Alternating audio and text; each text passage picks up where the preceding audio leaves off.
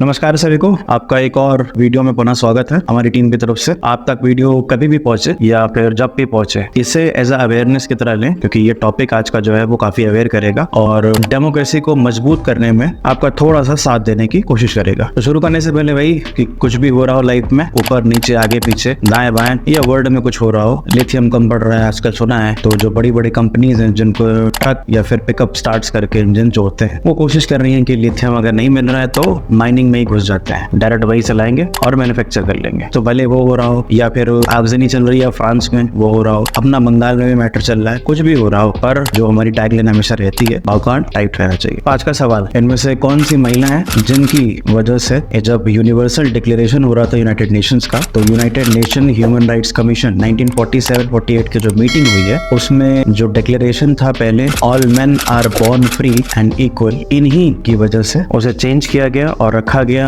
All human beings are born free and equal. 3 जुलाई को जन्मदिन मनाते हैं। तो इनमें से कौन सा ऑप्शन है आप सोच लीजिएगा। बाकी जो उत्तर है वो परंपरागत तौर पे है, वीडियो के अंत में ही मिलेगा। तो भाई साहब बात यह है कि सुप्रीम कोर्ट में एक याचिका फाइल की गई है। The association for democratic reforms ADR एक इंडिपेंडेंट इलेक्टोरल वॉचडॉग है। जिन्हें नहीं पता है, आसान भाषा में वॉचडॉग का मतलब जो सरकार या किसी भी इंस्टीट्यूशन पे या जो जिम्मेदार जो व्यवस्थाएं हैं उन पर निगरानी रखती है, सरकारी तौर पे नहीं, स्वतंत्र तौर पे। तो उन्होंने इलेक्शन कमीशन को लिखा कि जो पॉलिटिकल पार्टीज हैं उनकी कैंडिडेट इलेक्शन से पहले जो भी क्रिमिनल रिकॉर्ड्स हैं उसे आप पब्लिश करवाइए, जो कि मिसिंग है, और नहीं करने पे पॉलिटिकल पार्टीज पे एक्शन लिया जाए। क्योंकि ये पाया गया कि 2023 के जो असेंबली इलेक्शंस कुछ होने हैं, कुछ हो गए हैं, त्रिपुरा, मेघालय, नागालैंड, कर्नाटका, और 2022 जो हो चुके थे, गुजरात, हिमाचल प्रदेश, उत्तर प्रदेश, उत्तराखंड, गोवा, मणिपुर एंड पंजाब, और 2021 में भी इवन असेंबली इलेक्शंस जो बंगाल में हुए, तमिलनाडु में हुए, केरला में हुए, असम, यूटी ऑफ पुडुचेरी, और इन सब जगहों पे 2018 के सुप्रीम कोर्ट के ऑर्डर के बावजूद पाया जाता है कि सभी जितनी भी पॉलिटिकल पार्टीज है उनमें से बहुत जो है वो फॉलो नहीं कर रही है। क्वेश्चन,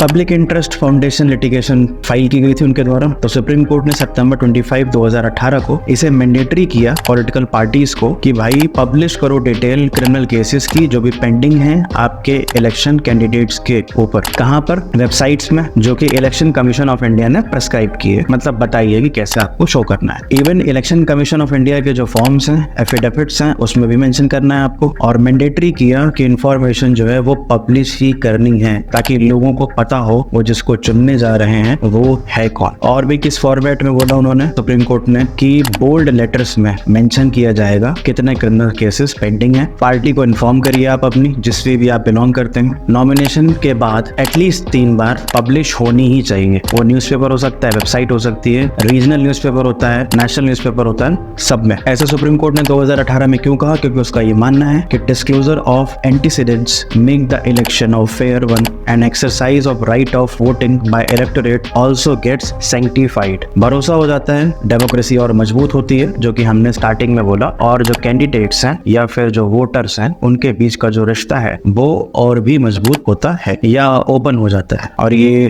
डेमोक्रेसी के पैरामाउंट के लिए बहुत आवश्यक है। फरवरी 2020 में भी कंटेम्प्ट को हियर करते हुए, कंटेम्प्ट मतलब सुप्रीम कोर्ट का अवहेलना हुई कि ये फॉलो नहीं किया गया था, तो उस पर वापस से पिटीशन डाला गया 18 के बाद 20 में। तो फिर से सुप्रीम कोर्ट ने ये डांट लगाते हुए, फटकार लगाते हुए बोला कि मैंडेटरी है भाई, पब्लिश करना पड़ेगा डिटेल कैंडिडेट्स की जिन पे पेंडिंग क्रिमिनल केसेस चल रहे हैं। इवन एक और चीज ऐड कर दिए, अगर आप किसी बंदे को, किसी कैंडिडेट को टिकट दे रहे हैं और उस पे आप ये भी बता रहे हैं कि क्रिमिनल केसेस पेंडिंग है, तो अब आपको ये भी बताना मैंडेटरी हो गया है कि इसी को ही क्यों चुन रहे हैं। क्या इसका रीजन जो है वो विनेबिलिटी में है, मतलब कि ये जीत के लाएगा इस वजह से आप उसको चुन रहे हैं या फिर टिकट दे रहे हैं, या कोई और बात है। तो इसलिए अगर आप किसी कैंडिडेट को दे रहे हैं टिकट तो ये ध्यान रखिए कि उसका क्वालिफिकेशन, अचीवमेंट्स, मेरिट भी ध्यान में रखी जाए, ना कि विनेबिलिटी कि बाहुबली हैं भैया यहाँ के तो ये जिता के लाएंगे। तो थोड़ा सा ध्यान रखिएगा। और ये सारी चीजें मैंने पहले बोली तो यहाँ से मेंशन होती हैं कि एक लोकल वर्नाकुलर न्यूज़पेपर में जो भी आपकी लोकल भाषा होती है, उड़िया हो सकती है, बंगाली हो सकती है, गुजराती हो सकती है, जितनी भी भाषा, तमिल, तेलुगु,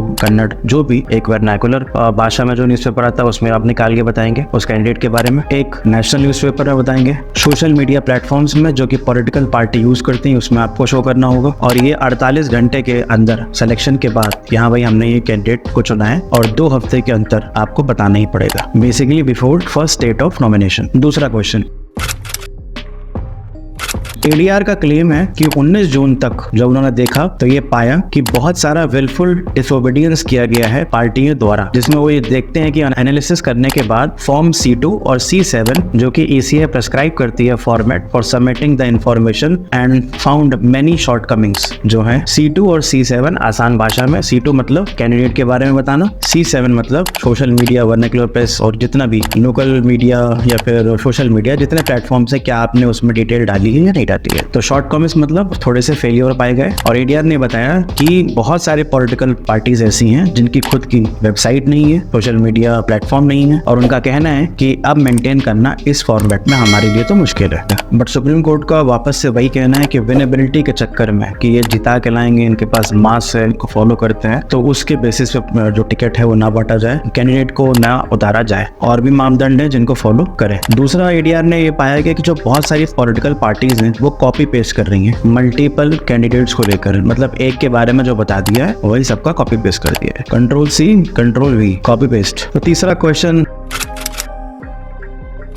एडीआर जो है वो सिचुएशन एपेक्स कोर्ट के समक्ष लाता है, ये हमने देखा मार्च 17 को, और ऐसी गुहार लगाई जाती है to pursue its remedies before Election Commission of India and this let the election watchdog to write to ACI on June 19। तो कागजी कार्रवाई एक तरीके से चली रही है, बट चीजें लगी होंगी कि ज्यादा डिले हो रही है तो एपेक्स कोर्ट तक तो जाना पड़ा। तो ये छोटी सी स्टोरी थी, आजकल लेटेस्टली चल रही है, और लोगों को वो अवेयर कराना सिर्फ सरकार का काम नहीं है, और भी लोग हैं जो अवेयर कराने की कोशिशें करें तो ज्यादा अच्छा रहेगा। अवेयर रहें और अच्छी बात है, और अपने जितने भी लीगल और फंडामेंटल राइट्स है वो आपको पता होने चाहिए, पता भी होने चाहिए, और कैसे उसको एंटरटेन करें वो भी पता होना चाहिए, कैसे इम्प्लीमेंटेशन होता है वो भी पता होना चाहिए। आज का सवाल का उत्तर ऑप्शन डी, हंसा मेहता जी। इन्हीं की वजह से डिक्लेरेशन ऑफ से चेंज किया गया, और ये कॉन्स्टिट्यूएंट असेंबली जब फॉर्म हुई थी तो मोस्ट इंपॉर्टेंट जो 15 वुमेन्स थी उनमें से एक थी। बाकी इस वीडियो के जरिए यही भरोसा कर सकते हैं, और आपको अवेयर करना चाहते हैं कि आपका एक एक वोट बहुत कीमती है, तो देख के लीजिए, सरकार बहुत सारी चीजें करती है जिससे लोगों तक सही इंफॉर्मेशन पहुंचाया जा सके। तो नेक्स्ट वीडियो तक के लिए धन्यवाद।